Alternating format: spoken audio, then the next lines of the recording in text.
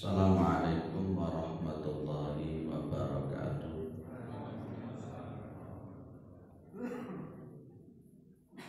Alhamdulillah, alhamdulillahilladzi arsala rasulahu bil huda wa dinil haq liyudhhirahu 'ala ad-dini kullih wa kafa billahi shahida. Asyhadu an la ilaha illallah wa asyhadu anna Muhammadan abduhu wa rasuluhu la nabiyya ba'da.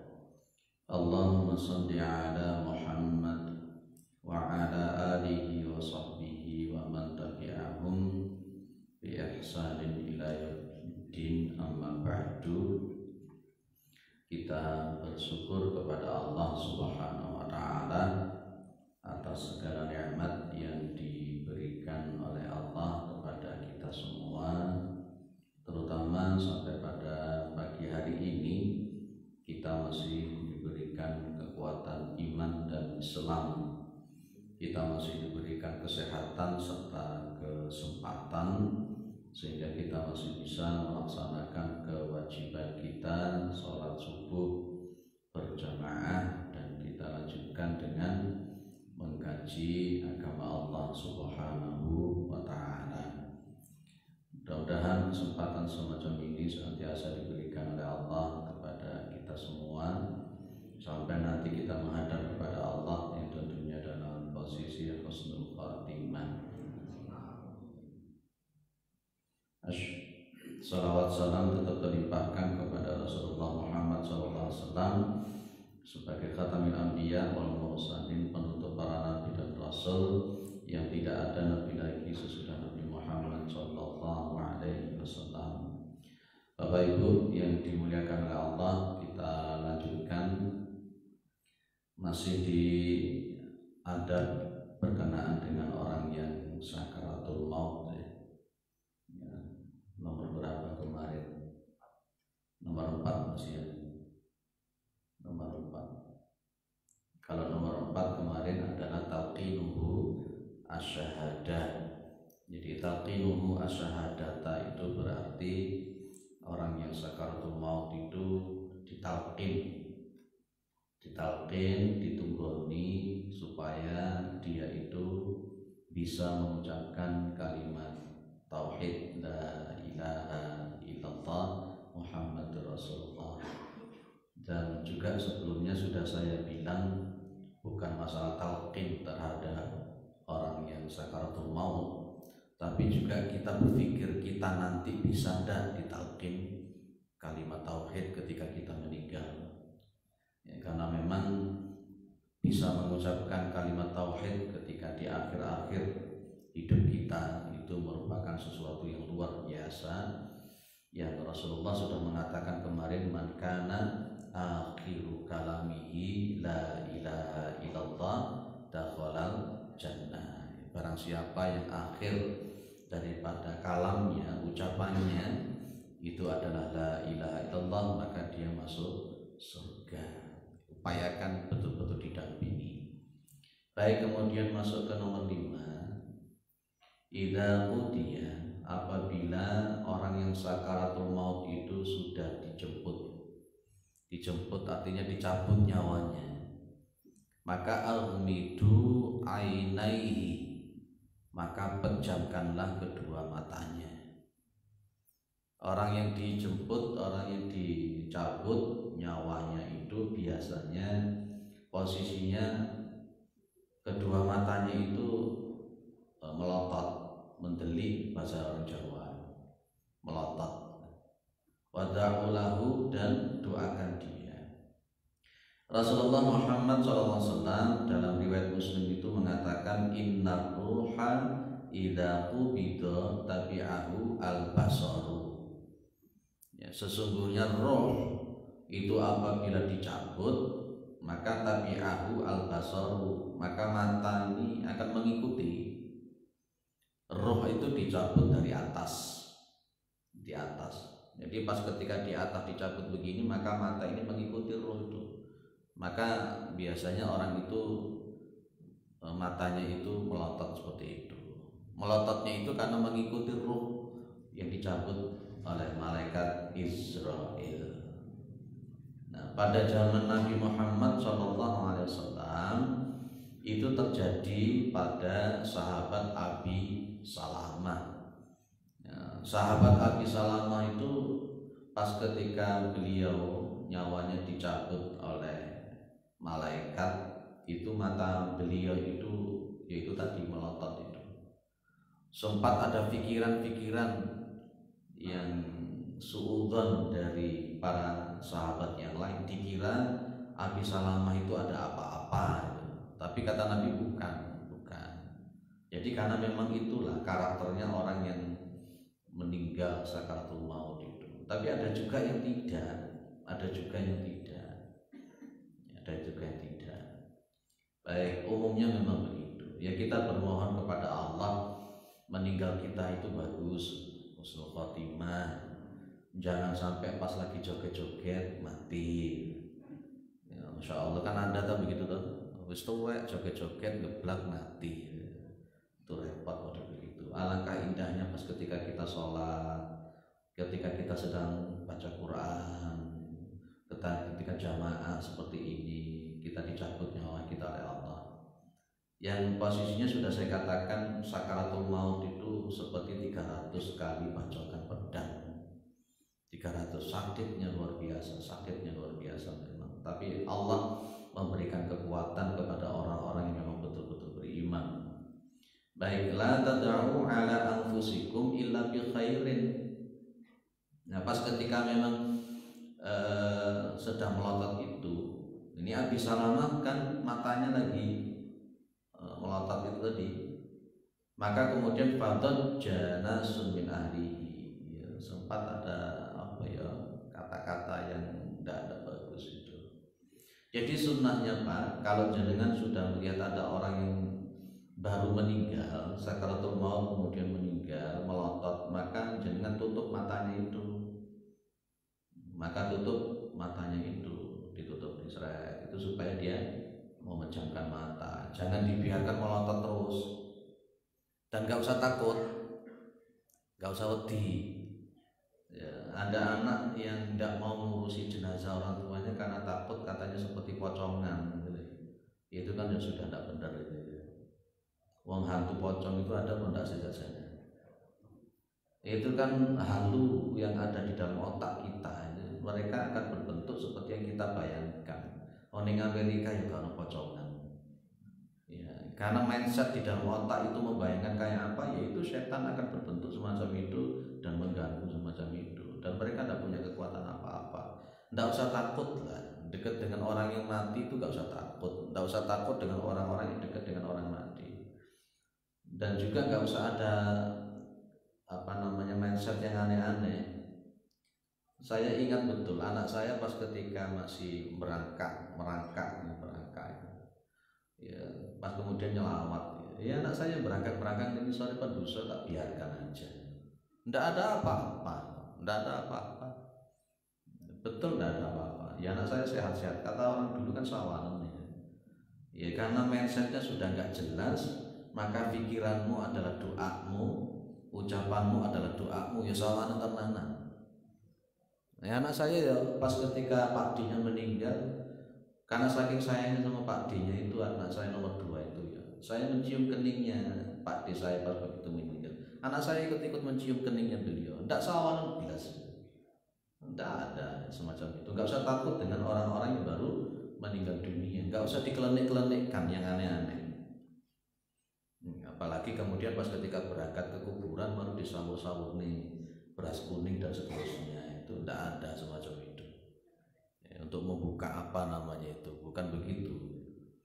Yang perlu kita ambil ibrah itu begitu ada orang yang dicabut nyawanya, kita mikir kita nanti meninggalnya kaya ngopo, kita nanti kayak apa sih meninggalnya itu loh yang kita pikir. Maka Rasulullah mengatakan wa aksiru tikroha dimilladati, perbanyaklah mengingat sesuatu yang menghilangkan kenikmatan, yaitu mati. Rasulullah malah justru menyuruh kita mengingat mati. Lah pas ketika ada orang yang baru meninggal, doakan dia yang baik-baik.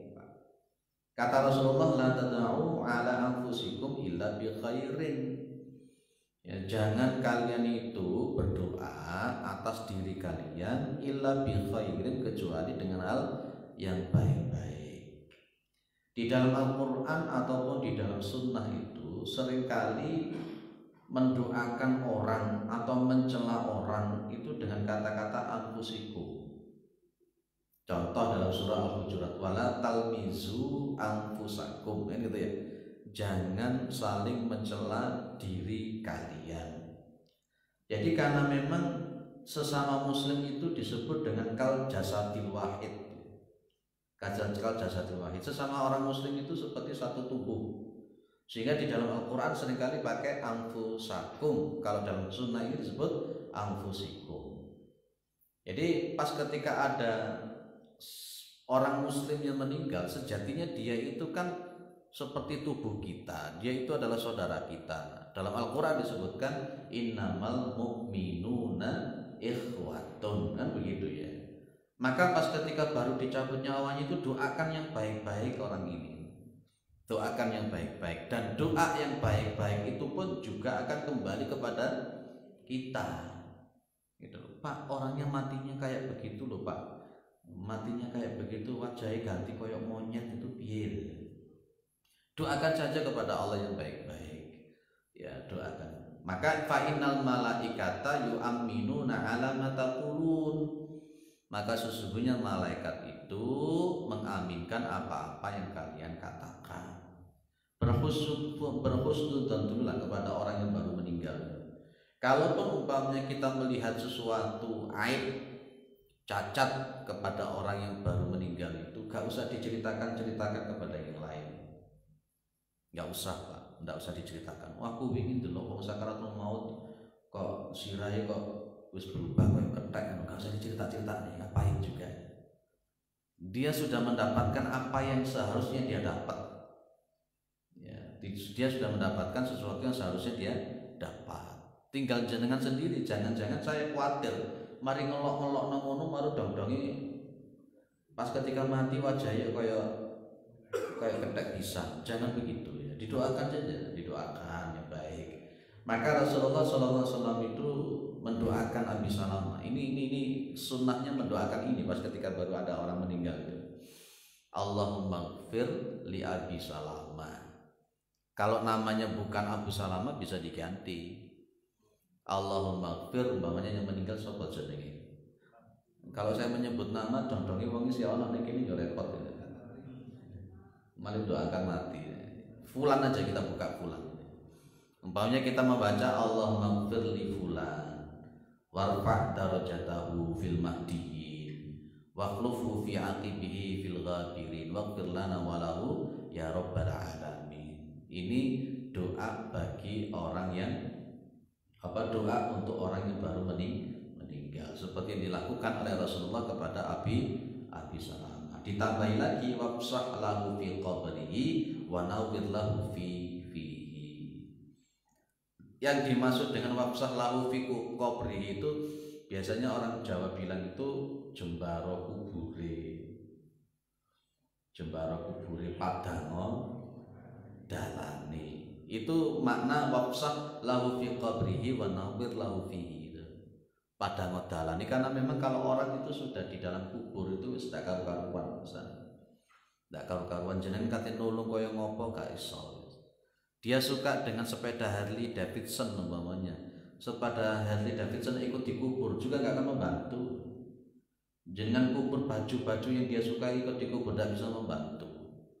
Makanya Rasulullah pernah mengatakan yatsba'u al-mayyita talatatun, yang mengikuti mayit itu 3, ahluhu wa maluhu wa amaluhu. Yang ikut ke kuburan itu 3 itu Pak, keluarga, harta, dan amal. Tapi yarji'u ithnani wa yabqa wahidun, yang 2 itu balik mulai, anaknya yang mulai pulang, anaknya pulang, istrinya pulang, suaminya pulang. Apa dia mau nunggu di situ? Tidak mau. Sak cinta-cintanya orang gelem ngeloni bangkeng, tidak mau. Harta juga begitu balik. Yang tetap ada ya amalnya itu. Yang bikin membuat pada ngodalani jembaro kubur itu yo ngamal tok itu. Nah inilah doa yang dipakai oleh Rasulullah. Orang Jawa itu pinter ya, mungkin karena ndak iso bahasa Arab, dijupuk sing penak-penak. Wis mugi-mugi pada ngodalani, muga-muga jembaro kubure itu. Jadi ojo dinyek wong ngomong ngono kuwi ojo dinyek. Karena dia mengambil ini walaupun dia ndak ngerti pengambilannya dari mana. Para wali biyen nek dakwah akan pewinter dakwah biyen itu. Masyaallah menyesuaikan. Itu Pak. Jadi kalau orang sudah begitu dia mendelik apa melek, melotot, tutup. Ceret, kemudian doakan yang baik. Enggak usah saya mikir sing aneh-aneh.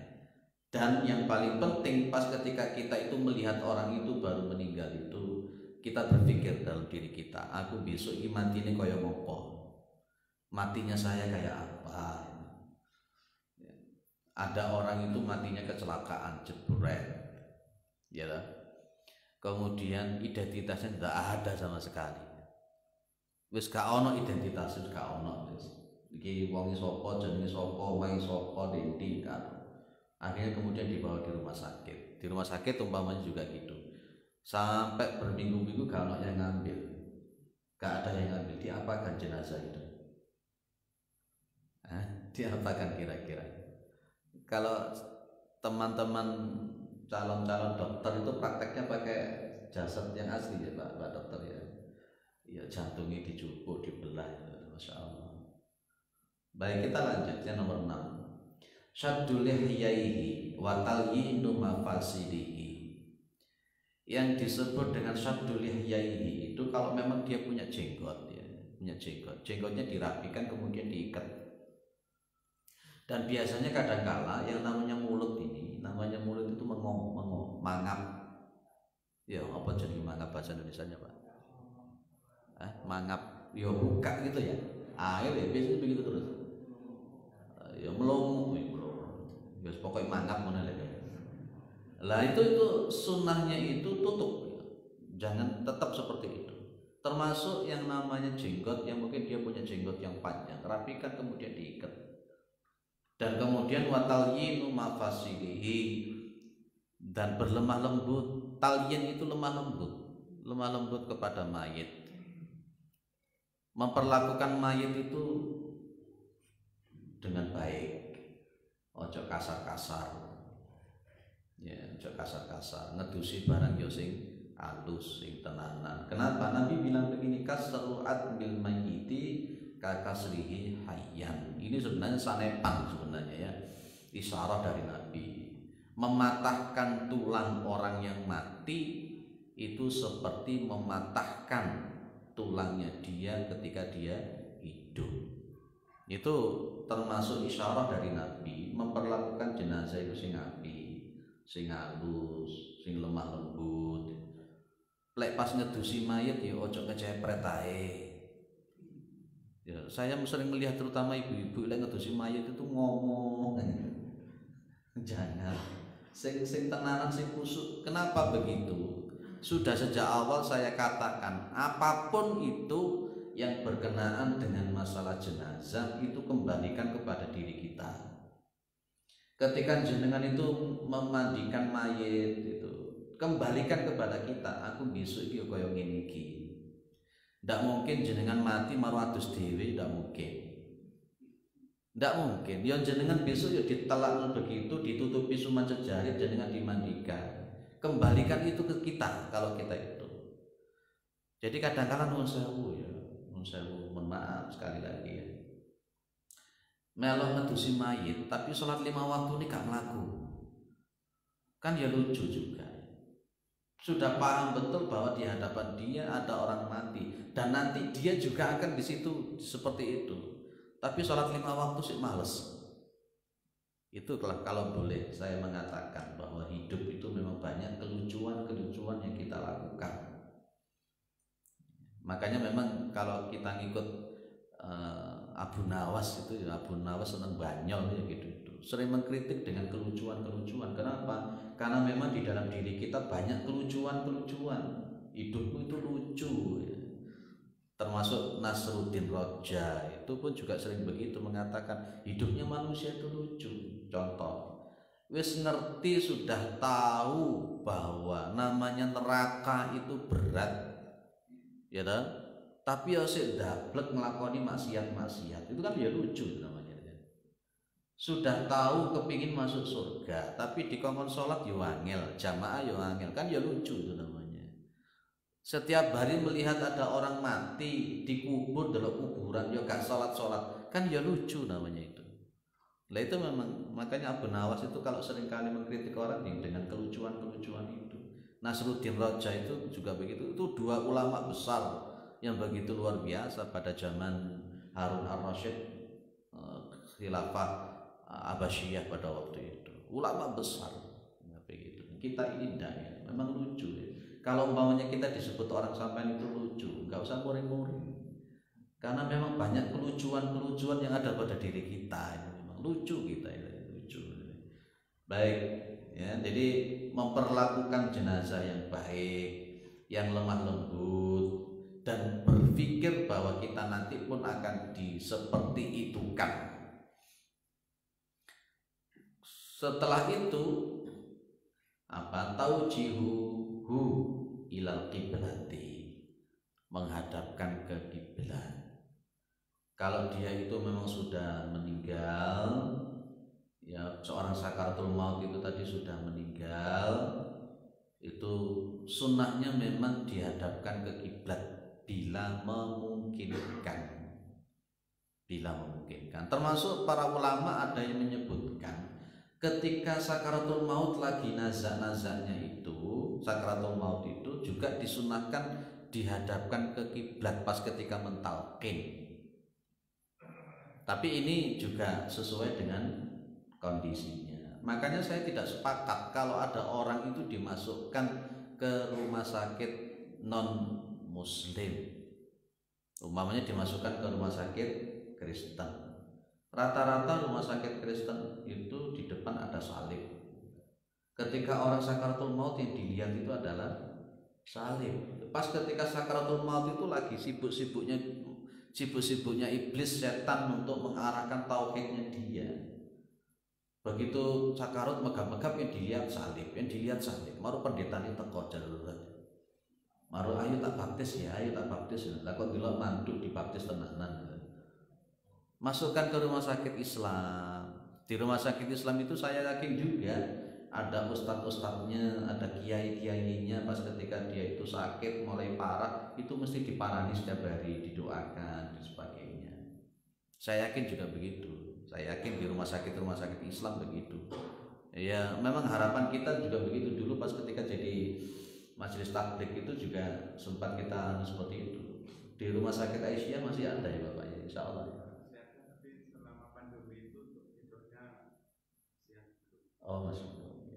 Itu diantara untuk kiat kita bagaimana menolong sesama muslim. Ada yang satu tiap hari ada yang nyambangi, ustadznya setidaknya ngasih motivasi, tidak mendoakan. Jangan dimasukkan ke rumah sakit Kristen kan. Kasihan mereka orang-orang yang sakaratul maut karena kita tidak tahu pikiran dia apa. Pas ketika jenengan bilang ayo Allah sehingga tak salib itu masya Allah itu bilang lagi. Baik, dihadapkan ke kiblat itu sebagai bentuk isyarat dari Rasulullah Muhammad SAW, yaitu kiblatmu yaitu. Maka Rasulullah mengatakan al-baitil haram kiblatukum ahyanan wa amwatan, bahwa baitil haram itu kiblat kalian baik dalam posisi hidup ataupun sudah mati. Makanya pas orang Islam meninggal itu ya dihadapkan ke kiblat. Dihadapkan ke kiblat pas ketika kubur. Ada orang yang bertanya, "Lho Pak, di dilebokno ning peti piye?" Jenazahnya tidak menghadap ke kiblat itu di peti. Gimana terutamanya Covid kemarin. Nah, itu masuk ranah ad-daruratu tubihul mahdurat. Itu karena memang terpaksa harus semacam itu. Karena efek mafsadatnya jauh lebih kuat daripada maslahahnya. Tapi kalau dalam posisi normal semacam ini, ya ketika ngubur jenazah itu ya hadapkan ke kiblat. Pas ketika jenengan mentalkin itu untuk mengingatkan itu kiblatmu, ya ditalkin sambil dihadapkan ke kiblat. Itu sunnahnya begitu. Sunnahnya begitu. Lah termasuk jenengan lek turu itu ya sunnahnya ngadep kiblat. Dulu pernah saya bahas di sini adabnya mau tidur kan. Kalau mau tidur itu wudu dulu. Wudu. Habis berwudu kemudian pas mau tidur itu tempat tidurnya dibersihkan sambil membaca bismillah. Kemudian pipi ini tangan kanan ini taruh di pipi sebelah kanan, miring ke sebelah kanan sambil membaca bismikallahumma ahya wa bismika amut. Atau boleh membaca apa? Allahumma bismika amutu wa ahya. Ada dalam riwayat amutunya dibalik sama ahyanya. Enggak apa-apa, enggak masalah. Baca apa lagi? Mungkin baca Al-Falaq, An-Nas, Al-Ikhlas, ditiupkan kemudian diusapkan mulai kepala, wajah sampai tubuh 3 kali, atau mungkin baca ayat kursi dan sebagainya. Itu adalah merupakan adab-adab kalau kita tidur ngadepi ke kiblat. Awal daripada tidur itu ngadep ke kiblat. Itu sunnahnya begitu. Kalau kita enggak ya mungkin ya. Maca dumai orang kadang-kadang. Saya khawatir pas ketika enak-enak tidur nyawa kita dicabut oleh Allah. Kalau masih ngerti moro-moro mati. Sunnahnya begitu. Di di Masjid Firdaus kemarin sudah kita habiskan adab naum, adab ketika tidur dan akan tidur itu adabnya ada. Nanti insya Allah kalau sudah selesai ini kita bahas yang itu insya Allah. Ya, ngadap ke kiblat. Maka memang tidak ono istilah kualat pamali kepala ada di utara itu tidak enak. Karena kiblatnya orang Islam di Indonesia itu menghadap ke barat kan. Ya, jadi kalau jenengan tidur kepalanya ada di utara, kemudian miring ke sebelah kanan, yaitu ngadap kiblat. Itu sunnahnya begitu. Memang begitu. Saya sudah bertahun-tahun dari dulu sampai hari ini ya tidurnya kepala saya di utara. Tidak ada apa-apa itu. Ngipi sing elek-elek ya ora tahu. Gitu. Kenapa kok ada muncul mimpi-mimpi sing gak karu-karuan? Mimpi itu kan munculnya beberapa model. Mimpi itu satu muncul karena dari proses pemikiran kita pada waktu siang hari atau mikir opo gitu ya. Itu psikis itu. Psikis. Karena mungkin takutnya kita kepada sesuatu akhirnya mimpi ngono kuwi. Jatuh cinta kepada cewek sedemikian rupa akhirnya muncul di mimpi. Itu mimpi yang psikis, mimpi yang psikis. Ada yang kedua itu mimpi yang dari setan laknatullah alaih. Mimpi dari setan laknatullah alaih. Mungkin pas ketika kita mau tidur itu tidak dekat sama Allah, kita tidak berdoa dan seterusnya. Enggak wudu. Sunnah, cobalah berupaya kalau mau tidur wudu dulu. Berwudu. Ada orang bilang, Pak, kalau saya mau tidur wudu dulu, nanti ngotek bojoku gak batal toh Pak. Madzhab Hanafi, madzhab Maliki tidak batal. Tidak apa-apa, gak usah berpikir batal atau tidak batal. Kanjeng Nabi itu kalau mau tidur wudu kok. Kemudian tidur dengan Aisyah radhiyallahu anha. Rasulullah tidak mempermasalahkan batal apa enggak. Gak usah mikir ngono kuwi wudu ae wis. Maru miring ke sebelah kanan. Lanjut. Tajriduhu min thiyabihi. Kalau sudah wafat ya dihadapkan ke kiblat kalau memang memungkinkan, maka kemudian ke-8 orang yang baru meninggal tadi itu bajunya dilepasin semua. Baju yang menempel pada tubuhnya itu dilepasin semua. Dan biasanya kalau kita itu kan terus kemudian ditutup dengan sewek gitu ya. Dilepasin semua. Khusus untuk Kanjeng Nabi, beliau tubuhnya itu bajunya tidak dilepas. Jadi pada masa itu para sahabat itu bingung. Para sahabat itu bingung pas ketika Rasulullah SAW itu wafat.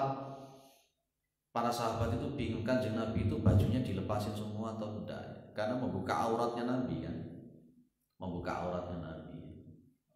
Dan akhirnya kemudian Ibu Aisyah radhiyallahu anha itu menceritakan, falamma ikhtalafu alqallahu alaihim an-nauma hatta ma minhum rajulun. Jadi pas ketika mereka lagi khilaf itu, ikhtilaf, iki dicepot ndak, dan Ibu Aisyah mengatakan ketika mereka lagi berdebat tentang masalah membuka bajunya Nabi atau tidak, maka Allah mengirimkan kepada mereka para sahabat itu an-nauma, an-naum, ngantuk, tertidur mereka, sehingga tidak ada satupun orang. Nah akhirnya kemudian illa wadaqnuhu fi sadrihi thumma kallamahum mukallimun fi nahiyatil baiti. Itu Ibu Aisyah kemudian mendekat kepada Rasulullah SAW sambil beliau itu memeluk Nabi sambil kepalanya itu ditaruh di dadanya Nabi. Nah tiba-tiba kemudian thumma kallamahum mukallimun fi nahiyatil baiti la yadruna man huwa. Tiba-tiba kemudian ada orang yang bicara di pojok rumah itu, dan para sahabat tidak ada satupun yang tahu itu siapa, karena ditidurkan oleh Allah Subhanahu wa taala tadi. Dan akhirnya kemudian orang yang berbicara di pojok itu adalah malaikat Jibril. An arsilu an-nabiyya wa alaihi thiyabuhu. Itu mandikan jenazahnya Nabi itu sementara beliau itu masih pakai baju. Khusus Nabi Muhammad itu dimandikan, baju beliau masih nempel. Ya, karena itu membuka auratnya Nabi dan itu merupakan aib, tidak boleh. Dan akhirnya kalau untuk kita itu begitu dia sudah wafat baru meninggal langsung dilepasi baju-bajunya, dilepasin semua, dilepasi. Lah di situ cewek sama cewek, cowok sama cowok, kecuali kalau istri sama suaminya, suami sama istrinya. Ya kalau umpamanya nanti memandikan jenazah, yang memandikan itu cewek, kalau yang dimandikan cewek. Ya, kalau mamanya yang dimandikan cowok, yang memandikan cowok. Upayakan itu. Terutama kalau yang memandikan itu di rumah sakit kan juga ada petugasnya sendiri. Pernah ada kasus di rumah sakit mana itu ya, yang akhirnya suaminya protes karena istrinya dimandikan oleh laki-laki itu. Lah otomatis kan auratnya ya ketok ngiglong, ketok jelas itu. Jangan begitu. Upayakan perempuan. Ini Rasulullah SAW itu dimandikan dengan bajunya beliau. Tapi kalau untuk orang lain selain Nabi Muhammad SAW, bajunya dilepaskan. Para sahabat melepaskan baju-baju para sahabat yang lain ketika meninggal. Baik, sebelum masuk ke nomor 9, ada yang didiskusikan, ada yang ditambahkan, silakan. Tinggal 11. Dapat tinggal 11. Sampai nomor 11 berarti tinggal 3. Enggak. Anak laki-laki ikut memandikan ibunya itu apa dulu? Anak laki-laki ikut memandikan ibunya. Baik, anak laki-laki memandikan ibunya. Kalau kita mau jujur, kita ambil di dalam riwayat-riwayat, di dalam hadis-hadis Rasulullah itu memang tidak ada. Ya tidak ada dalil yang menunjukkan anak laki-laki ikut memandikan ibunya. Tapi juga tidak ada larangan dalam memandikan ibunya itu. Tapi tetap kalau kita ambil secara isyarah, itu para sahabat itu ya melakukannya itu lek lanang karo lanang, wedok karo wedok, cuman itu, kecuali suami istri. Itu kalau yang saya pahami berarti kan ya diupayakan semacam itu, walaupun memang tidak ada tidak ada nas yang jelas anak laki-laki memandikan ibunya, itu tidak ada nas melarang atau memerintahkan. Tapi kalau nas yang pasti suami memandikan istri, istri memandikan suami ada. Terutama riwayat Abu Bakar As-Siddiq radhiyallahu anhu. Tapi riwayat-riwayat yang implisit isyarat iku lek wedok karo wedok, lanang karo lanang, apalagi anaknya itu sudah dewasa, sudah mikir sing aneh-aneh. Upayakan saja seperti itu. Maka yang afdal itu memang suaminya. Yang afdal itu suaminya atau istrinya. Kalau di Pak Mudin di tempat saya itu tegas. Wedok metu lele asih mati lanang, tegas seperti itu. Tidak apa-apa, itu namanya juga daf'ul mudur muqaddamun ala jalbil masalih. Ya, namanya aurat itu bagaimanapun juga harus ditutup. Itu Pak, itu jawaban spekulatif saya. Ada yang lain?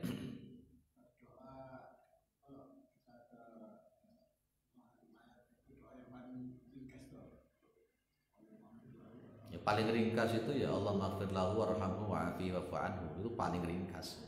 Dan itu bisa dipakai untuk sholat, bisa untuk mendoakan mendoakan ketika kita ziarah dan sebagainya. Itu paling ringkas. Kalau maunya paling ringkas lagi diambil paling akhir tadi itu wafsah lahu fi qabrihi wa nawid lahu fihi. Lek kayak iso bahasa Arab ya wis ya padang dalane jembar kubure itu paling singkat. Itu sesuatu yang singkat tapi mengandung. Itu namanya dalam bahasa itu jam'ul jawami. Jam'ul jawami itu kalimat yang singkat tapi mampu untuk mewakili sesuatu yang lain. Nabi Muhammad itu kalau berdoa tidak panjang-panjang, pendek tapi menyangkut, endek tapi lengkap. Itu tadi jembar kubure padang dalan itu sing paling penak bahasa Indonesia. Oke. Kalau mungkin kita terbiasa pakai yang Allahumma ighfir lahu warhamhu wa'afihi wa'fu anhu wa wasi' nuzulahu dan seterusnya. Nggih.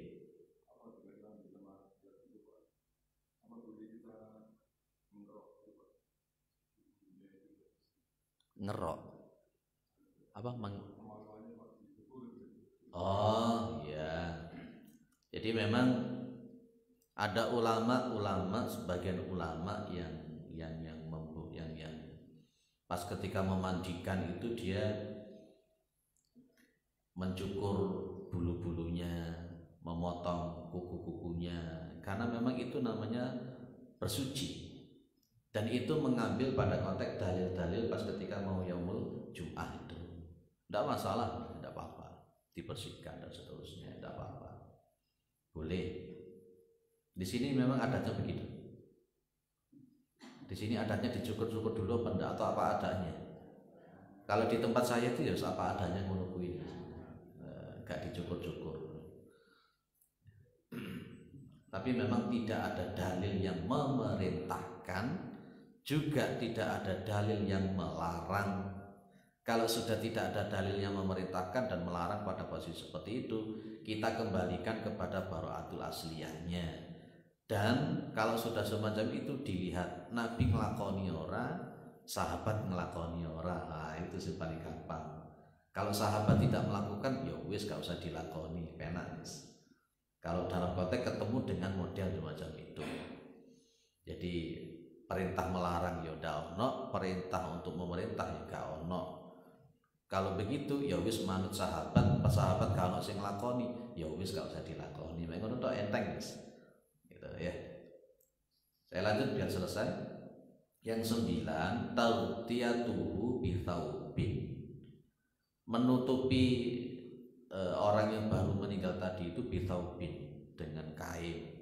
Biasanya kalau kita itu jari, begitu dia meninggal setelah dilepasi bajunya kemudian ditutup pakai kain. Illal muhrim, kecuali orang yang sedang ihram, meninggalnya di sana maunya ihram. Kalau ihram itu ya dipakai yang dibuat ihram itu, fala yurta wajuhu wa ra'suhu, tapi kepala dan wajahnya tidak boleh ikut ditutup.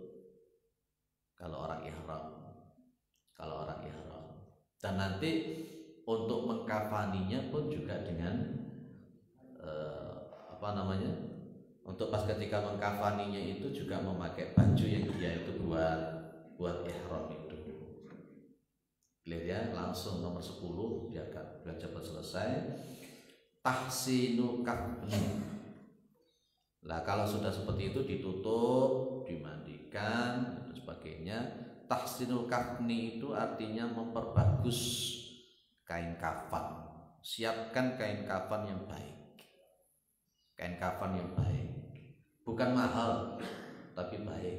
Dan Rasulullah Muhammad SAW itu menyuruh kita pakai berwarna putih, pakai berwarna putih. Kalau memang nanti tidak ada ya warna putih polos belas gak ono, boleh ada yang bergaris-garis kalau memang tidak ada yang putih. Pada dasarnya hukum asalnya Rasulullah menyuruh mensunahkan pakai warna yang putih.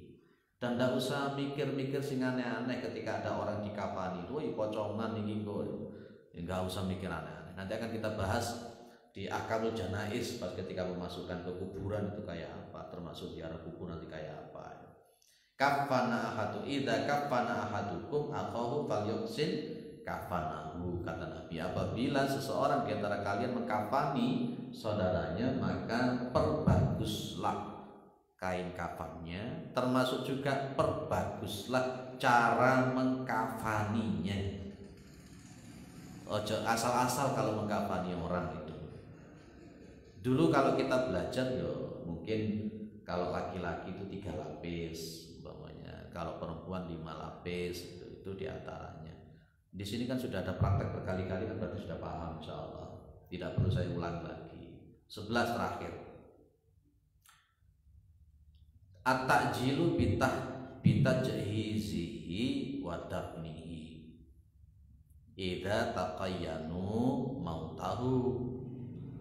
At-ta'jil itu berarti cepet-cepet Pak, dang-dang, bersegera. Bersegera itu bersegera dalam hal apa? Bitajhizihi. Tahjiz itu berarti perawatan jenazah. Lewes begitu dia meninggal dan cepet-cepet didusi, dan cepet-cepet dikafani, dan cepet-cepet dikuburkan. Jadi idza taqayyanu mau tahu ketika mereka sudah yakin kematian dia, memang dia betul-betul meninggal. Jadi jangan ditunda-tunda Pak. Kemarin ada yang WA saya ibu-ibu, Pak gimana ini? Ada musyawarah mas-mas dulur-dulur itu meninggalnya hari ini, nguburnya nunggu besok jam 9, gimana Pak? Meninggalnya itu habis asar kalau tidak salah ya. Tapi mereka kemudian mintanya nguburnya besoknya jam 9. Lah ini kan sudah tidak bagus Pak. Tak tanya loh kenapa model begitu, aku gitu. Katanya nunggu anaknya dulu yang jauh.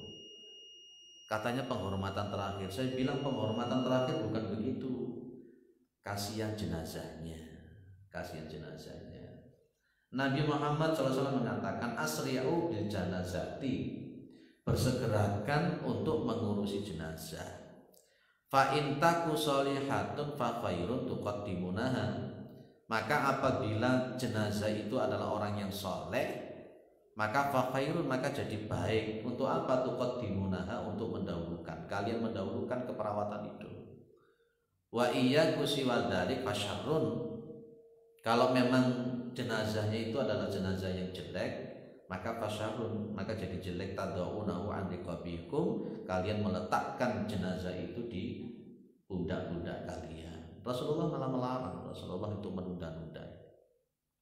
Tidak harus kok, tidak harus anak itu menemui bapaknya yang wafat, itu tidak harus. Hadisnya Nabi begini, Ali ini kan diberitahu sama Nabi, ada 3 perkara yang tidak boleh ditunda. Ya Ali salatun la tu'akhirha, wahai Ali ada 3 perkara jangan sekali-kali ditunda, jangan diakhirkan, jangan ditunda. Yang pertama as-sholatu idza atat.